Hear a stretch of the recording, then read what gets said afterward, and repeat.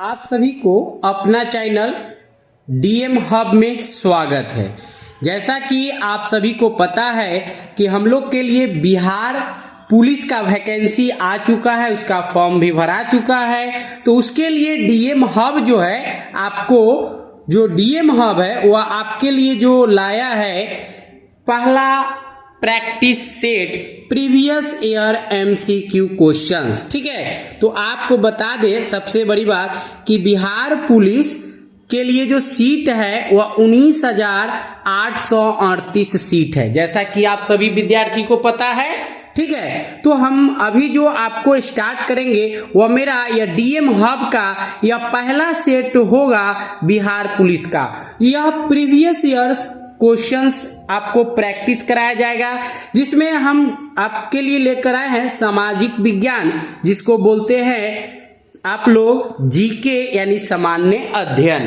ठीक है, इसमें हम आपको क्वेश्चंस प्रैक्टिस कराएंगे संविधान से, अर्थव्यवस्था से, बिहार स्पेशल से, इतिहास से, भूगोल से। ठीक है, तो आप सभी लोग इस डीएम हब चैनल को सब्सक्राइब, लाइक, शेयर जरूर करें और चैनल का फायदा उठाएं।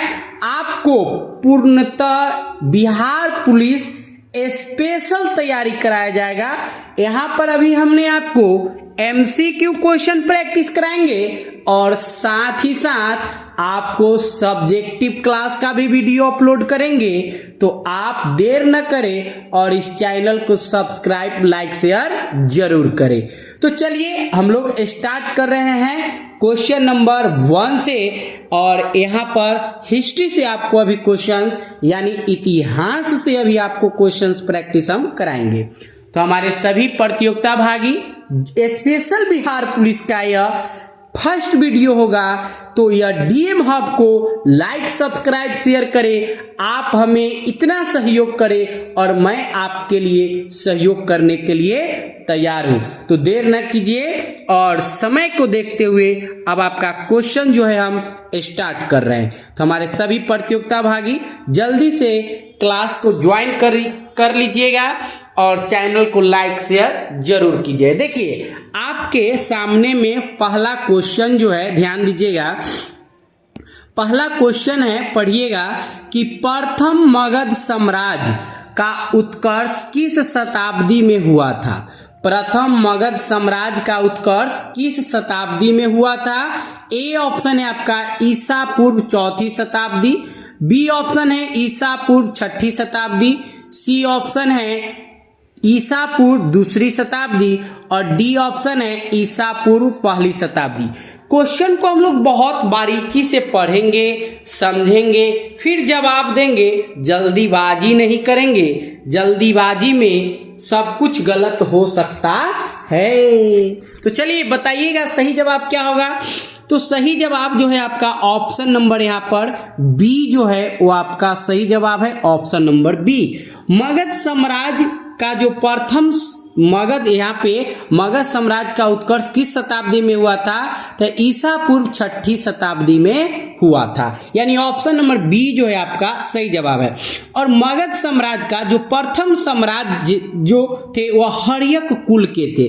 कौन कुल के थे, तो यह हर्यक कुल के थे। इस बात को हमेशा ध्यान दीजिएगा, पूछ दिया जाएगा ये किस कुल के थे, तो यह जो थे हर्यक कुल के थे। ठीक है, हर्यक कुल के शासन से यह आरंभ होता है और इस वंश का जो प्रथम ज्ञात शासक था वह था बिंबिसार। कौन थे, बिंबिसार। ये सब याद कीजिएगा, यह एमसीक्यू क्वेश्चंस के लिए बहुत ही जरूरी है। बिंबिसार था और इसे मगध साम्राज्य का वास्तविक संस्थापक भी माना जाता है।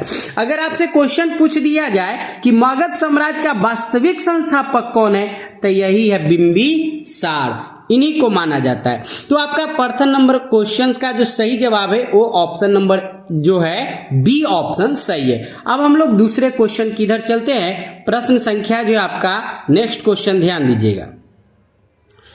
क्वेश्चन नंबर दूसरा को पढ़िए सभी लोग। क्वेश्चन नंबर दूसरा, क्वेश्चन है दूसरा नंबर, जैन धर्म के प्रवर्तक महावीर स्वामी का जन्म स्थान कहाँ था? जैन धर्म के प्रवर्तक महावीर स्वामी का जन्म स्थान कहाँ था? ऑप्शन नंबर ए आपका पीपल लीवन, बी ऑप्शन है वैशाली, सी ऑप्शन है कुंडग्राम और डी ऑप्शन है विक्रमशिला।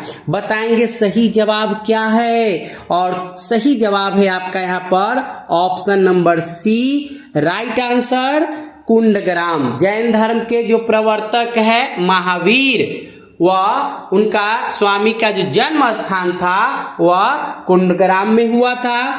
और महावीर का जो जन्म हुआ था वह हुआ था कब? 599 ईसा पूर्व में हुआ था। 599 ईसा पूर्व में वैशाली के कुंडग्राम में हुआ था। वैशाली के, यह कहाँ? वैशाली के कुंडग्राम में हुआ था। उनके पिता का नाम सिद्धार्थ था और माता का जो नाम था त्रिशला, और माता का नाम त्रिशला और पत्नी का नाम यशोदा था। पत्नी का जो नाम था वह क्या था? यशोदा। यशोदा उनकी पत्नी का नाम था। उसके बाद पुत्री का जो नाम था प्रियदर्शना और दामाद जो उनका था वह प्रथम शिष्य का नाम जामिली था। उन्हें ठीक है, तो इस तरह से आपकी जो क्वेश्चन है पूछा जाएगा। और उसके बाद बता दे कि जब उनको ज्ञान की प्राप्ति हुआ था तब यह त्रिजुपालिका नदी जो है, त्रिजुपालिका नदी के तट पर इनको साल वृक्ष के नीचे हुआ था। और इनकी मृत्यु जो हुई थी वह 527 ईस्वी में हुआ था। 527 ईस्वी में। तो आप इस तरह से क्वेश्चन को पढ़ेंगे, सुनेंगे, समझेंगे। चलिए अब आगे देखते हैं प्रश्न संख्या आपका तीसरा क्वेश्चन। तीसरा नंबर क्वेश्चन है, ध्यान दीजिएगा, प्रश्न संख्या 3। गुप्त युग में भूमि राजस्व की दर थी। गुप्त युग में भूमि राजस्व की जो दर थी वो क्या था? ऑप्शन ए है उपज का चौथा भाग, बी ऑप्शन है उपज का छठा भाग, सी ऑप्शन है उपज का 8वां भाग और डी ऑप्शन है उपज का आधा भाग। बताइएगा सही जवाब क्या होगा? तो उस टाइम गुप्त युग जो था, गुप्त काल जो था, उसमें भूमि की जो राजस्व की जो दर थी वह था ऑप्शन नंबर बी आपका उपज का छठा भाग। यानी बी ऑप्शन जो है आपका सही है, उपज का छठा भाग जो था दर था। यानी राजा भूमि के रूप में उपज का छठा हिस्सा लेता था और इस कर को भाग कहा जाता था। इस कर जो है, इस कर को क्या कहा जाता था? भाग। कर को जो है भाग कहा जाता था। ठीक है, और राजा क्या करते थे? भूमि देते थे और भूमि में जो उपज होता था उसका छठा भाग जो है वह ले लेते थे और इसी कर को भाग बोला गया। आगे समझिएगा, उस टाइम जो उदग्र अस्थाई किसान जो था वह परिकर और अस्थाई किसानों के लिए किया जाता था। तो ये आपका ऑप्शन नंबर बी जो है वह सही जवाब है। अब हम लोग देखते हैं प्रश्न संख्या 4 नंबर क्वेश्चन। ध्यान दीजिएगा, निम्न में से कौन सा अशोक के साम्राज्य में सम्मिलित नहीं थी? कौन नहीं थी? Option A Afghanistan, B option Bihar, Sri Lanka, Kalinga. बताइएगा जवाब, निम्न में से कौन सा अशोक के साम्राज्य में सम्मिलित नहीं थी? कौन नहीं थे बताइएगा। तो सही जवाब जो है आपका प्रश्न संख्या 4 नंबर का सी ऑप्शन श्रीलंका। श्रीलंका यानी अशोक के समय श्रीलंका मौर्य साम्राज्य से बाहर था।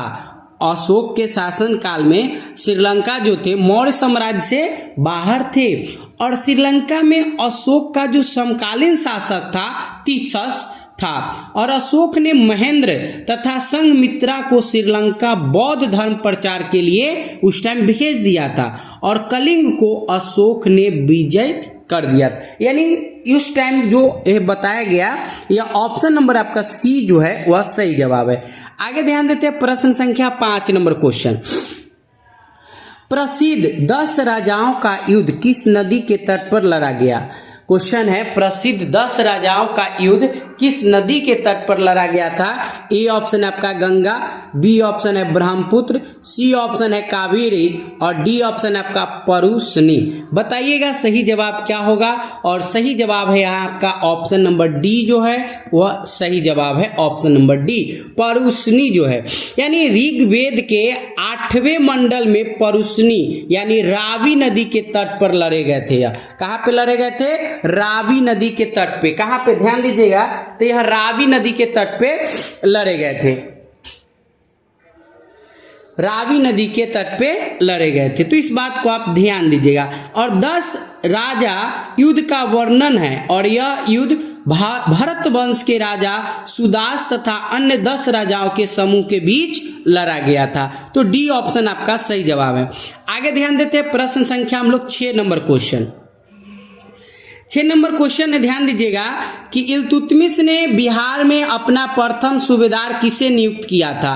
ए ऑप्शन है एवाज, बी ऑप्शन है नासिरुद्दीन महमूद, सी ऑप्शन है अली मर्दाना, डी ऑप्शन है आपका मलिक जैनी।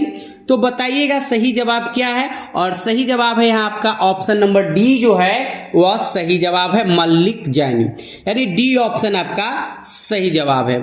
आगे है प्रश्न संख्या 7 नंबर क्वेश्चन। देखिएगा प्रश्न संख्या 7, मध्यकाल में बटाई शब्द का अर्थ था, मतलब मध्यकाल में जो बटाई शब्द हुआ करता था उसका अर्थ क्या था? ए ऑप्शन है धार्मिक कर, बी ऑप्शन है लगान निर्धारण का तरीका, सी ऑप्शन है आपका धन कर और डी ऑप्शन है आपका संपत्ति कर। तो बताइएगा सही जवाब। और सही जवाब है आपका ऑप्शन नंबर बी जो है वह लगान निर्धारण का तरीका था, उसी को बोला जाता था बटाई, यानी ऑप्शन नंबर बी जो है आपका सही जवाब है। अब हम लोग देखते हैं प्रश्न संख्या 8 नंबर क्वेश्चंस को कि हुमायूं ने चुनार दुर्ग पर प्रथम बार आक्रमण कब किया? हुमायूं ने चुनार दुर्ग पर प्रथम बार आक्रमण कब किया? ऑप्शन ए है 1532 ईस्वी, ऑप्शन बी है 1531 ईस्वी, ऑप्शन सी है 1533 ईस्वी और ऑप्शन डी है आपका 1536 ईस्वी। तो बताइएगा सही जवाब आपका क्या है? तो सही जवाब है आपका ऑप्शन नंबर बी 1531 ईस्वी में चुनार पर घेरा डाला गया था और उस समय चुनार के जो शेर थे वह अफगान के अधीन था, इसलिए ऑप्शन नंबर बी जो है आपका सही जवाब है।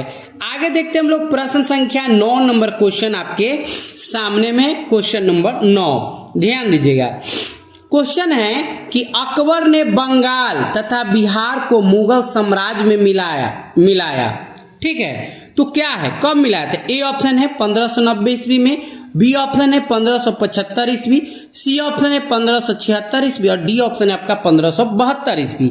तो सही जवाब क्या होगा आपका? तो सही जवाब है आपका 1576 ईस्वी में अकबर ने बंगाल तथा बिहार को मुगल साम्राज्य में मिला लिया था और 1576 में बिहार पर आक्रमण करके वह जीत लिया था और 1580 में बिहार को मुगल साम्राज्य का एक प्रांत घोषित कर दिया गया था, यानी सही जवाब है आपका ऑप्शन नंबर सी जो है वह सही जवाब है। अब क्वेश्चन नंबर आपका 10 है, ध्यान दीजिएगा। शारदा मणि कौन थी? ए ऑप्शन है राजा राममोहन राय की पत्नी, बी ऑप्शन है रामकृष्ण परमहंस की पत्नी, सी ऑप्शन है विवेकानंद की मां और डी ऑप्शन है आपका केशव चंद्र सेन की पुत्री। तो बताइएगा सही जवाब क्या है? तो सही जवाब है आपका ऑप्शन नंबर बी जो है सही जवाब है। शारदा मणि जो थे वह रामकृष्ण परमहंस की पत्नी थे, यानी बी ऑप्शन आपका सही जवाब है। इस तरह से अभी हम फर्स्ट वीडियो जो है आपको first MCQ question first class की वीडियो अपलोड कर रहे हैं। आप फीडबैक इस चैनल के माध्यम से, DM हब चैनल के माध्यम से इस चैनल को बताइए, जहां पे भी त्रुटि हो उसको बेहतर से बेहतर करके आपको इस बार बिहार पुलिस का वर्दी हमें पहनाना है, यह DM हब चैनल के माध्यम से। तो आप देर न करें और इस चैनल को जल्दी से ज्वाइन करें और चैनल को शेयर कर दीजिए, ठीक है। तो आज तक इतना ही, फिर मिलते हैं हम लोग अगले क्लास में। धन्यवाद।